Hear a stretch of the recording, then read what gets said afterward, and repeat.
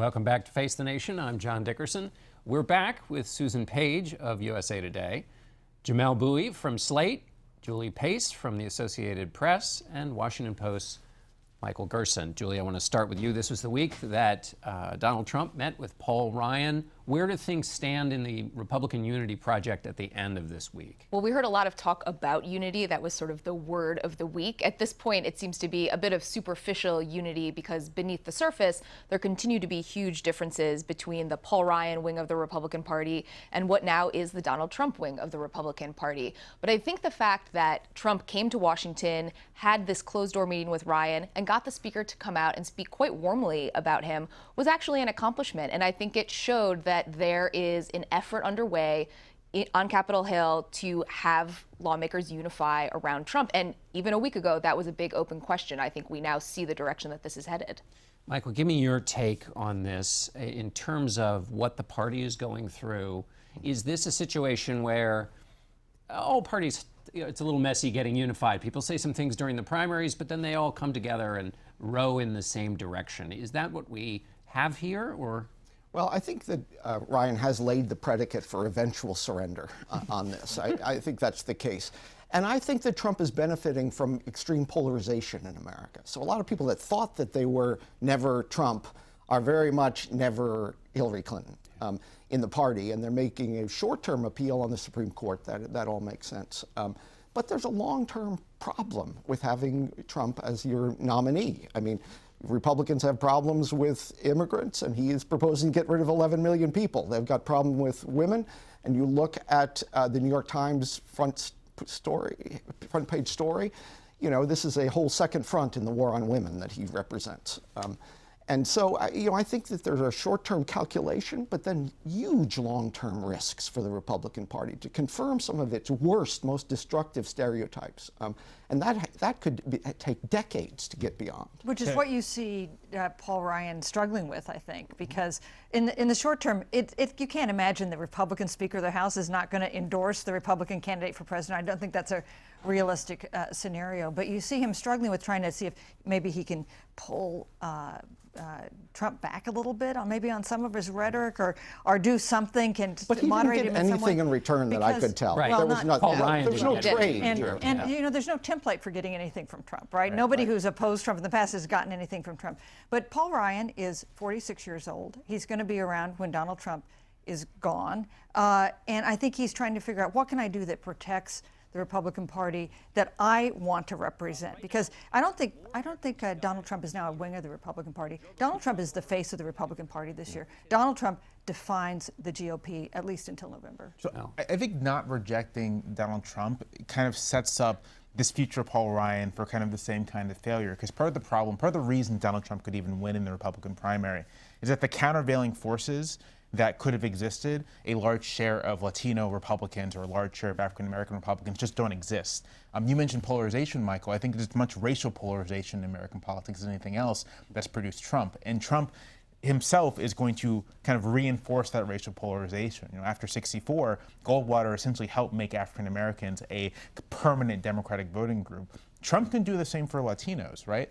And so 10 years from now, 20 years from now, you could have an entirely new generation of Hispanic voters who are still voting for Democrats because of Trump. Julie, how long does Paul Ryan have?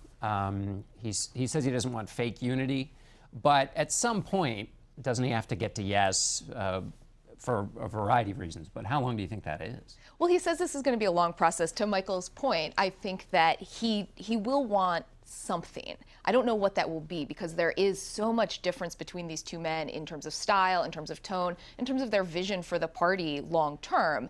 I think that he clearly sent the message that he's going to get there. And for him personally, the longer this takes, all this means is that every day that Paul Ryan is on Capitol Hill, he's going to be asked, are you there yet? Have you decided to endorse him? And it's going to overshadow what he really believes in strongly, which is a positive, affirmative agenda that Republicans can run on in the fall. So he has to balance that. How much does he want this open question about Trump to overtake what he believes is an agenda that his House members can run on in November?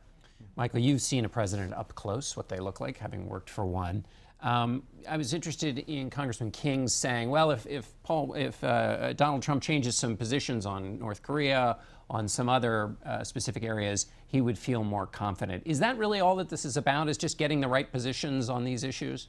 I think politicians are used to dealing with splitting differences on issues. They're used to the best of two bad alternatives.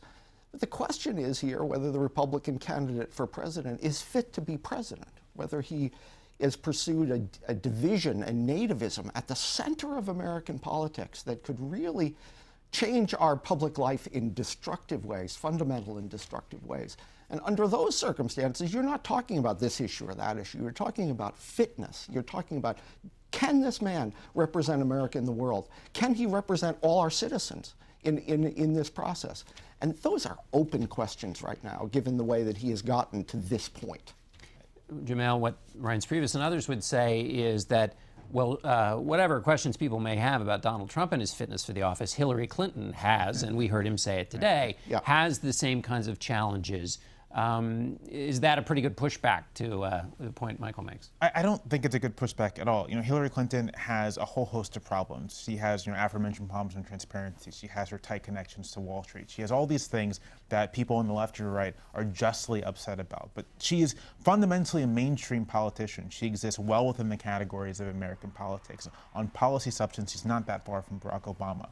Trump is, I use this word intentionally, he's conjuring sort of the worst kind of nativism. He's conjuring bigotry for the sake of trying to win an election. Once you open that box in any kind of society, but especially American society, where we have these deep-seated racial divisions that have long had implications for our politics, once you kind of open that box, it doesn't close again.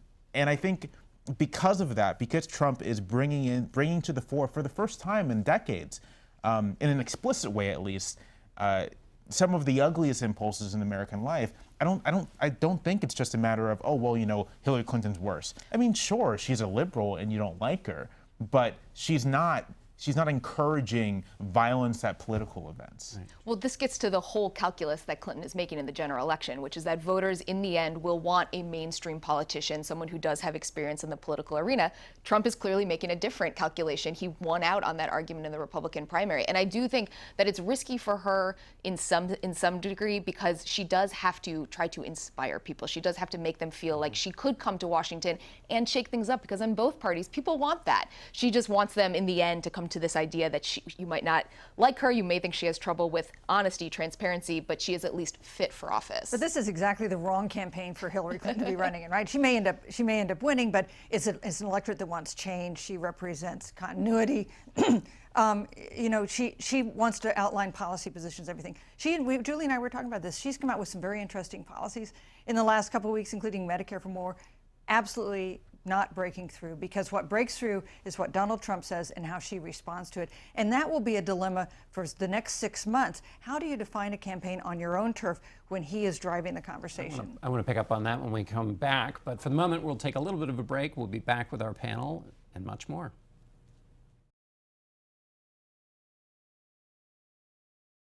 And we're back now with more from our panel. Michael, I want to try and get you to help me think about what the turf looks like now that we're in a general election. There were a lot of things that were undone by Donald Trump, masterfully really, in the primaries in terms of just changing the playbook, as Reince Priebus called it, of politics. So how much is the playbook totally new now in the general election, or are there some standards that still apply? Well, he's making an unusual message to the American people. This is not, he's pretty random on his policy views. It's very hard to determine them. It's kind of like quantum physics. They change all the time, okay? Schrodinger's Trump. He's offering himself to be in charge of everything, essentially. It's very much a personal appeal he's making. The side effect of that, by the way, is that we're very likely to get a negative election here. You're going to have two personalities against one another, not necessarily two visions. I think, given Trump's penchant for attacking back with even greater intensity, this could be a very negative election. based on personality rather than, on policy views, which he changes all the time. That's right. And Julia, it feels like we're going to have, it's not only based on personality, but both parties feel like they're having an arranged marriage here, where we talked about the unity in the Republican Party that's a little difficult getting that put together. But in the Democratic Party, when that contest is over, there's also going to be this kind of arranged marriage. And it's being put off longer and longer as Bernie Sanders continues to win in several states. He will probably have more victories coming up. You do see Hillary Clinton trying to reach out to Sanders voters. I think what her campaign and what Democrats broadly believe is that having Trump as the Republican nominee will be more of a motivating factor for these Sanders supporters than anything else. But at a certain point, she does have to be able to turn her attention toward the general, toward uniting her party. And the longer that Sanders keeps winning, the harder that becomes for her. It's very hard to say, why won't you get out of the race? You keep winning. Right? Right. She didn't like when people made that argument against her in 2008, certainly. And I think when you look at the West Virginia primary, which of course Sanders won, the scariest number for the Clinton people were 38% of Sanders voters said they would vote for Trump. Now, West Virginia has some peculiar politics, but that shows the kind of appeal of the anti-establishment candidate that both Sanders and Trump have been. What if that's right, Jamel? What if it's just, we're so fed up with Washington that, and Ryan Previous used the word earthquake, that they want the earthquake. And forget positions, schmissions. We want the earthquake, and that's Donald Trump. I think that might be true in the Republican Party. I'm just not sure how true it is in the Democratic Party. You ask Sanders voters, separate and apart from the West Virginia primary, you ask them, what do you think of President Obama? Huge approval. You ask them, what do you think of Hillary Clinton? Pretty good approval. You ask them, do you want, what kind of policy would you like to see continued? And it's usually kind of an Obama-style mix. So I think much as was true in 2008, the heat of a primary has sort of created the perception in the Democratic Party that there are these steep divisions. And no doubt, I think there are generational divisions in the Democratic Party that Sanders has revealed and may play themselves out in various ways going forward. But in terms of the presidential race, I tend to think that there really isn't that much disunity in the Democratic Party, and that if Sanders decides to campaign vociferously for the Democratic Party, which he continuously says, him and his surrogates, that they will do everything they can to keep Donald Trump out of the White House. I don't think this will be such a problem, and I don't think, given that the Democratic Party is almost like, it's close to majority non-white, I just do not think that Trump is the earthquake that anyone in the Democratic Party is looking for. Michael, let me ask you about the Trump cabinet, which is, in talking to some Republicans, they've said, well, if he puts Chris Christie in here and Ben Carson in there and maybe brings in Giuliani, they take comfort in the people he might surround himself with. Is that a good way for him to make the case to a larger group of Republicans? Hey, give them stability. I think the way to make the case to a larger group of Republicans is to look like you might win. I think that's what persuades a lot of people that are interested in power in Washington, and then all of a sudden they find ways to accommodate in these circumstances. I think, though, that the foreign policy establishment of the Republican Party is probably the least attached to the Republican Party. They've been the most critical of his views, say, on tariffs with China and our ties with our allies, just basic things, which you saw some in the Gates interview as well. These are radical, dangerous foreign policy positions that he's undertaken. I think the foreign policy establishment has a lot to swallow in order to participate in a Trump administration. Robert Gates, pretty good Republican, right? Who do you think he's going to vote for? From listening to that interview, he didn't answer that question, but it sure sounded like he was more comfortable with Hillary Clinton than with Donald Trump. All right, we're going to have to leave it there. Thanks to our panel. We'll be back in a moment with that interview with Secretary Gates. Stay with us. And we're back with more of our conversation with former Defense Secretary Robert Gates. You talked about how important it is to have somebody on your staff who tells you no as a president. There has been, in the New York Times Magazine, there was a profile of Ben Rhodes, the Deputy National Security Advisor. There's a lot of talk about that in Washington. Is his relationship with Barack Obama typical in your experience? Well, I think every president has advisors with whom they have a very special relationship. And particularly, though, when it comes to substantive matters, those advisors tend to be very senior and very experienced. For example, there was an extraordinarily close relationship between the first President Bush and his national security advisor, Brent Scowcroft. I think I had a very close relationship with Bush 41 as Deputy National Security Advisor, sort of the same level position that Mr. Rhodes has. So I think that all presidents have those relationships with people that they can trust and people they can be themselves around, people they can let their hair down, say what they really think about somebody.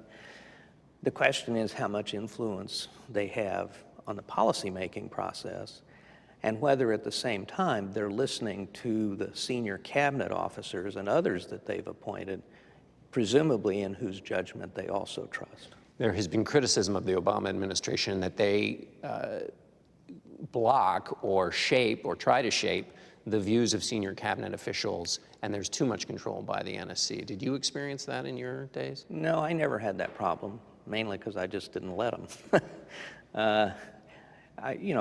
And it's mainly staff. The president always, I found President Obama very welcoming of honest and candid points of view. He and I would have some very direct conversations in private, and he more often than not would end them, and sometimes we disagreed very strongly, and he would end them by standing up, smiling, and saying, "Are you sure I can't get you to stay another year?" So I think... Was he being facetious, or did he like the back and forth? No, I think he welcomed it.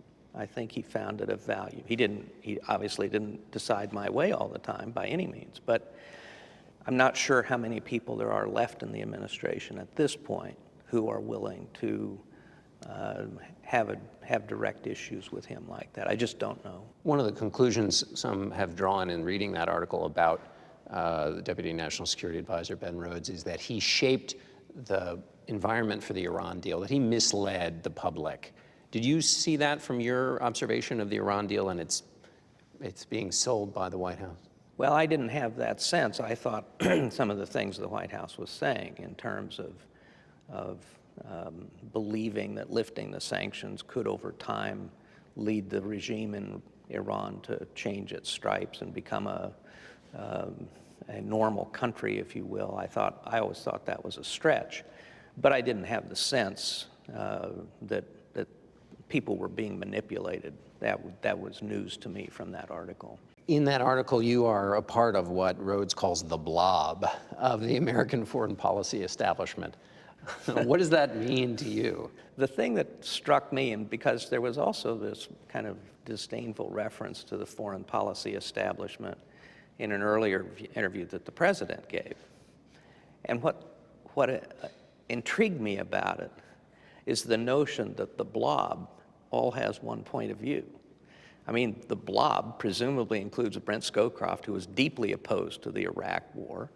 It presumably includes me. I was deeply opposed to the intervention in Libya.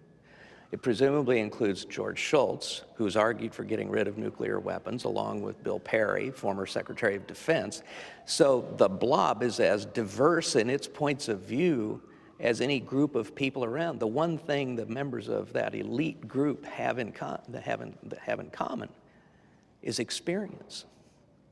And some of them have given bad advice. Some of us have given bad advice in the past. Some of us have given pretty good advice. But to lump everybody together and say, and really the candidates kind of do that, and to say, I don't need those people, I don't want those people, is to dismiss an awful lot of experience and a very great diversity of views on the challenges we face and how to deal with them. The president's characterization of that establishment was that the reaction to any event anywhere else is always kind of the president has to act and act militarily. Well, and the irony in that is I opposed the intervention in Libya. I mean, my reaction in the Situation Room was during those debates, can I just finish the 2 wars we're already in before you go looking for a third one? So again, I think that there is this sort of political shorthand of lumping people together that really doesn't make any sense and frankly is a disservice. The president in that Atlantic article also said that he was proud of his decision not to take military action against Syria, the so-called red line moment.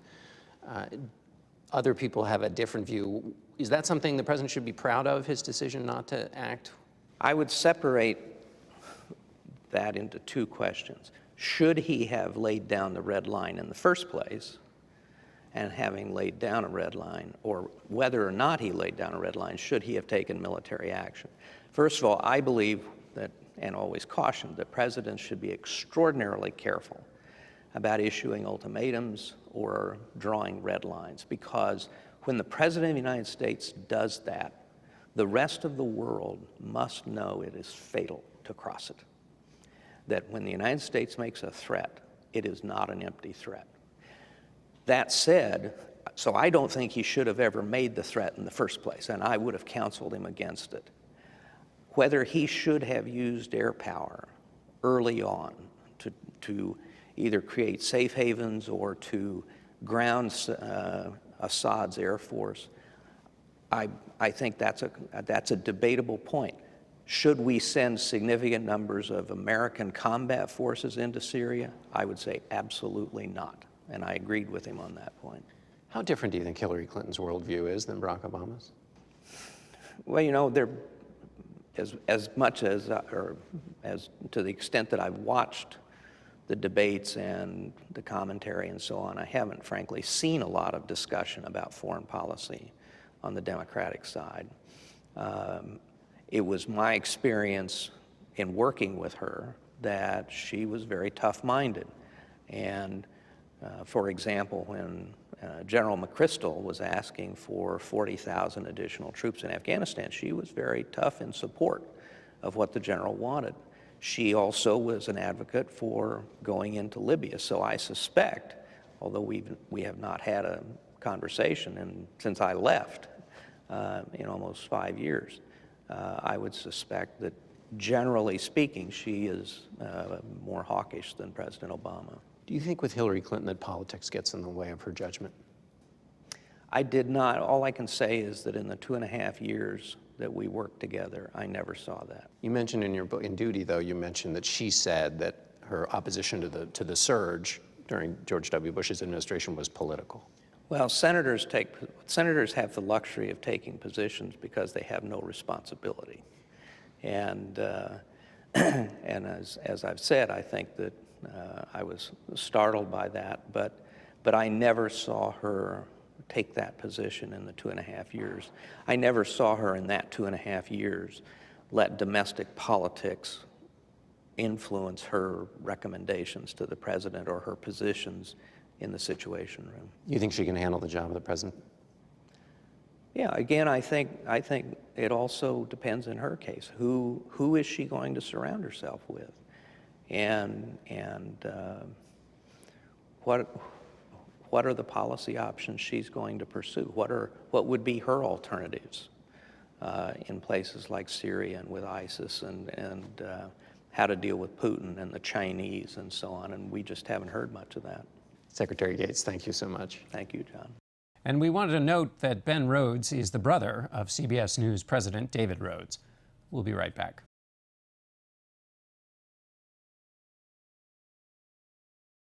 That's it for us today. Thanks for watching. Until next week, for Face the Nation, I'm John Dickerson.